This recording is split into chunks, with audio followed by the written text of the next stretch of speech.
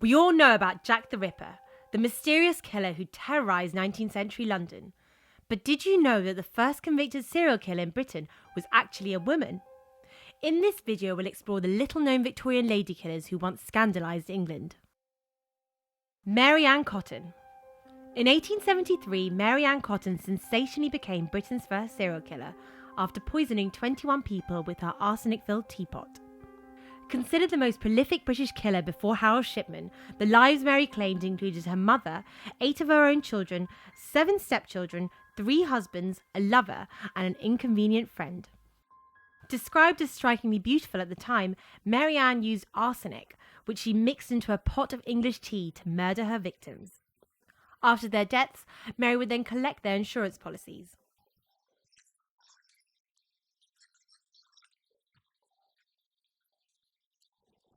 Mary Ann is believed to have started killing at 20 years old, when her first husband and their 4 children all mysteriously died of gastric fever.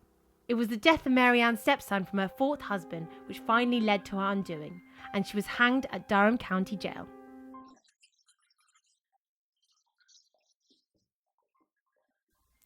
Amelia Dyer. Although she is largely forgotten about today, Amelia Dyer is considered to be one of the worst serial killers in history and is believed to have murdered over 300 babies. In a practice known as baby farming, unmarried women in Victorian England could pay people to take custody of their unwanted child. For over 20 years, Amelia worked as one of these baby farmers, adopting hundreds of infants from unwed women. She would accept a lump sum in exchange for her services, and instead of caring for the babies, Amelia would brutally murder the child. Initially, Amelia would let the infant die through neglect and starvation, but at some point in her baby farming career, she decided strangling would be far more convenient. Amelia's downfall eventually came in 1896, when the bagged body of one of her babies was discovered in the Thames River in London, and Amelia was hanged shortly after. Amelia Sack and Annie Walters.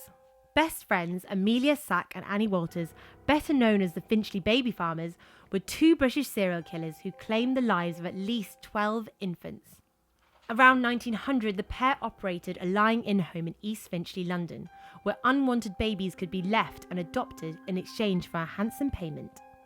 But instead of caring for the child after it was born, Amelia and Annie would secretly poison the children with chlorodyne.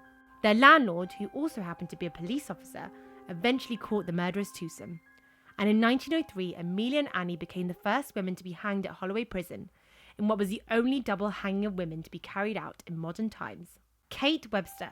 Kate Webster carried out one of the most savage murders in Victorian history when she killed and dismembered her employer, Julia Martha, in Richmond, London, in 1879.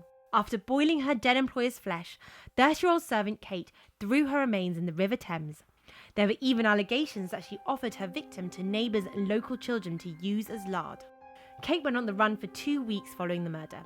Scotland Yard launched a nationwide manhunt for the Richmond murderess, and Kate became so notorious that Madame Tussauds created a wax effigy of her and put it on display for curious visitors.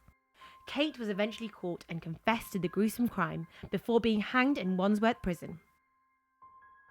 Constance Kent.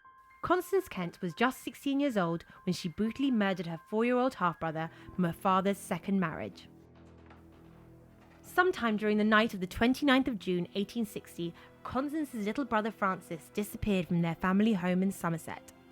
The next morning, the child's body was found in an outhouse with knife wounds in his chest and his throat slashed so deeply that his body was almost decapitated.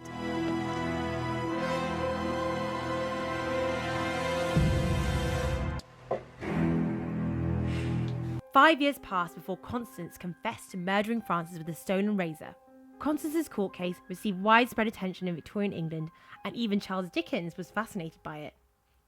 Constance never discussed her motive for the murder, but it's widely believed that it was an act of revenge against her father for marrying again. Constance served 20 years in prison before disappearing from records altogether. In the 1970s, it emerged that Constance had changed her name to Ruth, emigrated to Australia, and become a nurse. She died there at the ripe old age of 100.